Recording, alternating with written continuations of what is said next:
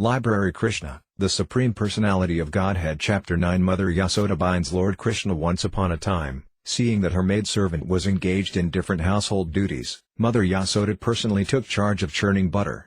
And while she churned butter, she sang the childhood pastimes of Krishna and enjoyed thinking of her son.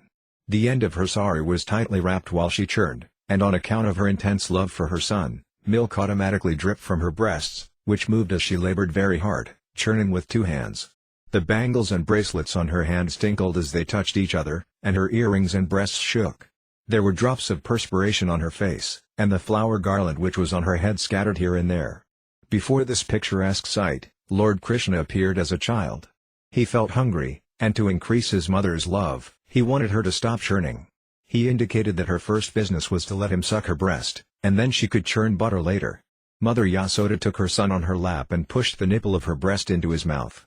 And while Krishna was sucking the milk, she was smiling, enjoying the beauty of her child's face. Suddenly, the milk which was on the stove began to boil over.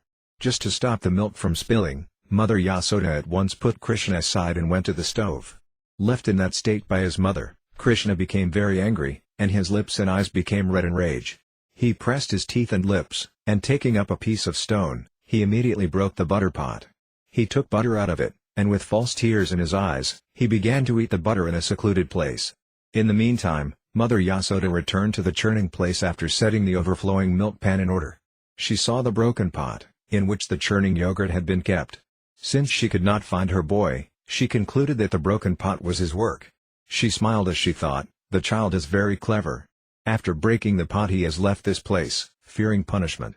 After she saw it all over, she found her son sitting on a big wooden grinding mortar, which was kept upside down. He was taking butter from a pot which was hanging from the ceiling on a swing, and he was feeding it to the monkeys. She saw Krishna looking this way and that way in fear of her because he was conscious of his naughty behavior. After seeing her son so engaged, she very silently approached him from behind. Krishna, however, saw her coming toward him with a stick in her hand, and he immediately got down from the grinding mortar and began to flee in fear. Mother Yaśodā chased him to all corners, trying to capture the Supreme Personality of Godhead, who is never approached even by the meditations of great yogis. In other words, the Supreme Personality of Godhead, Krishna, who is never caught by the yogis and speculators, was playing just like a little child for such a great devotee as Mother Yaśodā. Mother Yaśodā, however, could not easily catch the fast-running child because of her thin waist and heavy body. Still she tried to follow him as fast as possible. Her hair loosened, and the flowers in her hair fell to the ground. Although she was tired, she somehow reached her naughty child and captured him. When he was caught, Krishna was almost on the point of crying. He smeared his hands over his eyes, which were anointed with black eye cosmetics. The child saw his mother's face while she stood over him, and his eyes became restless from fear. Mother Yaśodā could understand that Krishna was unnecessarily afraid, and for his benefit she wanted to allay his fears. Being the topmost well-wisher of her child, Mother Yaśodā thought, "If the child is too fearful of me, I don't know what will happen to him." Mother Yaśodā then threw away her stick. In order to punish him, she thought to bind his hands with some ropes. She did not know it, but it was actually impossible for her to bind the Supreme Personality of Godhead. Mother Yaśodā was thinking that Krishna was her tiny child. She did not know that the child had no limitation. There is no inside or outside of him, nor beginning or end. He is unlimited and all-pervading. Indeed, he is himself the whole cosmic manifestation. Still, Mother Yaśodā was thinking of Krishna as her child. Although he is beyond the reach of all senses, she endeavored to bind him to a wooden grinding mortar. But when she tried to bind him, she found that the rope she was using was too short, by 2 inches. She gathered more ropes from the house and added to it, but still she found the same shortage. In this way, she connected all the ropes available at home, but when the final knot was added, she saw that the rope was still 2 inches too short. Mother Yaśodā was smiling, but she was astonished.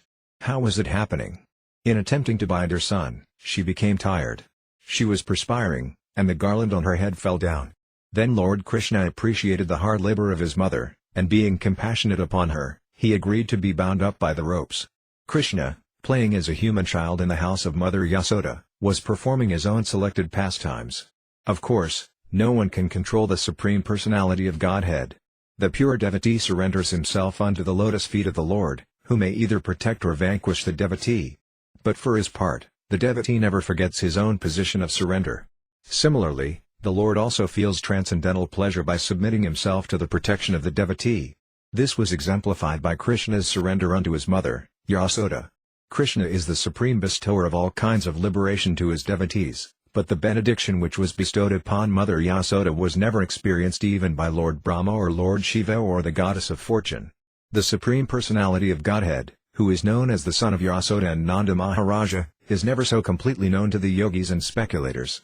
But he is easily available to his devotees. Nor is he appreciated as the supreme reservoir of all pleasure by the yogis and speculators. After binding her son, Mother Yaśodā engaged herself in household affairs. At that time, bound up to the wooden mortar, Krishna could see a pair of trees before him which were known as Arjuna trees. The great reservoir of pleasure, Lord Sri Krishna, thus thought to himself, Mother Yaśodā first of all left without feeding me sufficient milk, and therefore I broke the pot of yogurt and distributed the stock butter in charity to the monkeys. Now she has bound me up to a wooden mortar, so I shall do something more mischievous than before. And thus he thought of pulling down the two very tall Arjuna trees. There is a history behind the pair of Arjuna trees.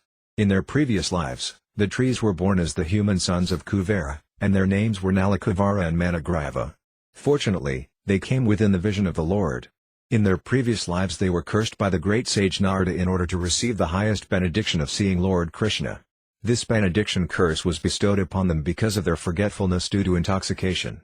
This story will be narrated in the next chapter. Thus ends the Bhaktivedanta purport of the 9th chapter of Krishna. Mother Yaśodā binds Lord Krishna.